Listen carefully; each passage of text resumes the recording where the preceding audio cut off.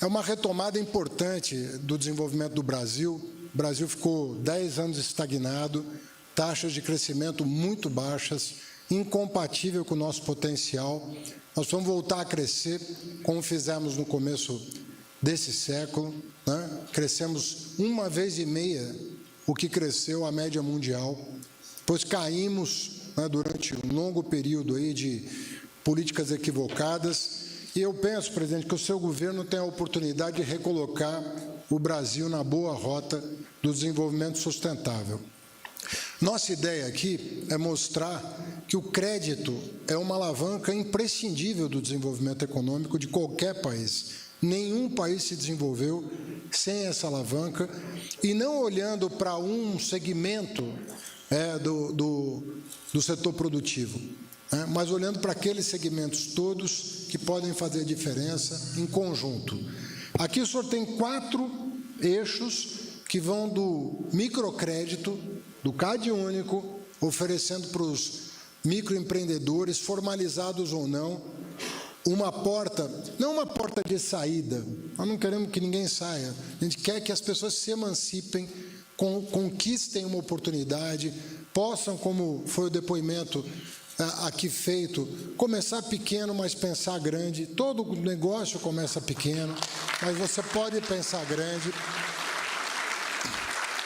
Eu acho que o Wellington e o Márcio foram muito felizes na apresentação dos 2 primeiros eixos, mas eu queria falar um pouco mais sobre o terceiro eixo, presidente, que é a construção civil. Não tem país conhecido que tenha chegado a patamares elevados de desenvolvimento econômico sem passar pelo fortalecimento da construção civil. Construção civil, ela é uma preciosidade em todo lugar. Ela gera muito emprego, ela gera muita oportunidade, ela oferece casa própria para as pessoas ou aluguel barato. Tem países que optaram pela casa própria, outros optaram pelo aluguel baixo ou pela hipoteca de longuíssimo prazo que você até outro dia não sentia no bolso. Hoje o mundo está vivendo uma situação diferente, com juros muito altos. Mas o fato é que uma série de providências tem que ser tomadas para que um país se desenvolva. O ano passado, o senhor lançou 2 iniciativas muito importantes. O primeiro foi o Desenrola. A inadimplência começou a cair, as pessoas começaram... Foram mais de 50 bilhões de reais em dívidas renegociadas, atingindo 14 milhões de pessoas até aqui, e nós temos ainda prazo para concluir o processo. A outra coisa, Tarciano, uma hora dessa vai apresentar os primeiros relatórios para o senhor, é a questão do marco de garantias. Talvez a gente ainda não tenha se dado conta do que o marco de garantias vai produzir no Brasil em termos de crédito garantido, que vai diminuir muitos spreads bancários e vai permitir que a indústria de bens duráveis possa se desenvolver como se desenvolve no mundo desenvolvido. Aquele crédito garantido tem um spread muito baixo, e a pessoa que é adimplente, que organiza suas contas, acaba sendo beneficiada por esse tipo de coisa. Na tabela ali do Desenrola, nós começamos a resolver um problema dramático, que era o cartão de crédito. Os juros do cartão de crédito começam a cair bruscamente, há um espaço enorme para melhorar todas as linhas de financiamento e impedir a espoliação dos trabalhadores por taxas abusivas. Tudo isso está em curso. Mas o que está sendo lançado aqui vai muito além do que nós já fizemos e vai muito além do que já foi feito, inclusive. Porque, estava o Rubens dizendo aqui, está ali o Regis Campos, está todo o setor representado. Tem país do mundo, presidente, que tem de crédito imobiliário mais de 100% do seu PIB. Mais de 100% do seu PIB. Tem países que têm de 70% a 90% do seu PIB em crédito imobiliário. Países pares do Brasil têm entre 25% e 30% de crédito imobiliário. Nós temos 9% de crédito imobiliário. 1/3 dos nossos pares.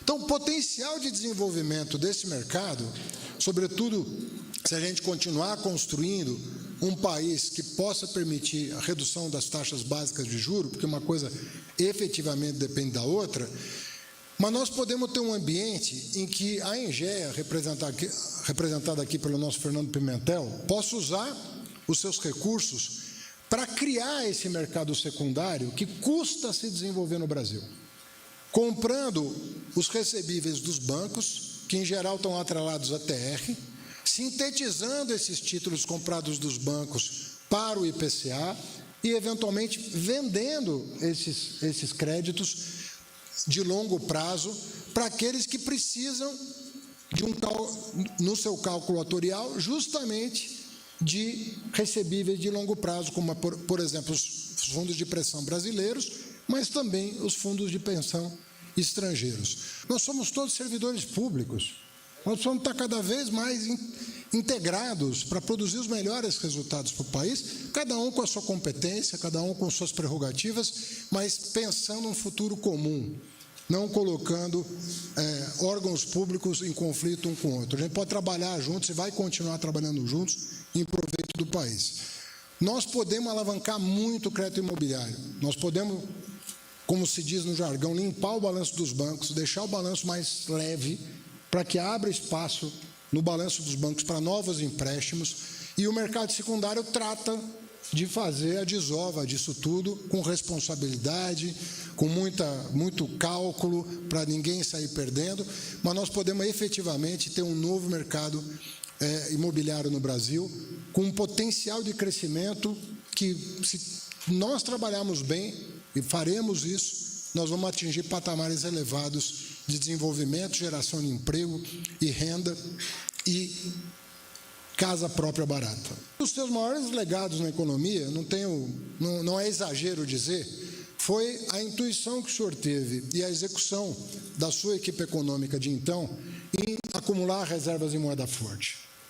Isso foi um legado inestimável, porque eu tenho segurança em dizer que a crise de 2008 e a pandemia não teriam o desfecho que tiveram sem que o senhor tivesse prevenido o país para essas crises. Porque um país tem que ser previdente. E o senhor tomou as medidas corretas naquela época de blindar o Brasil, de solavancos. A volatilidade do real, Marinho, caiu muito desde então, mas ela ainda é muito elevada. A nossa moeda é volátil.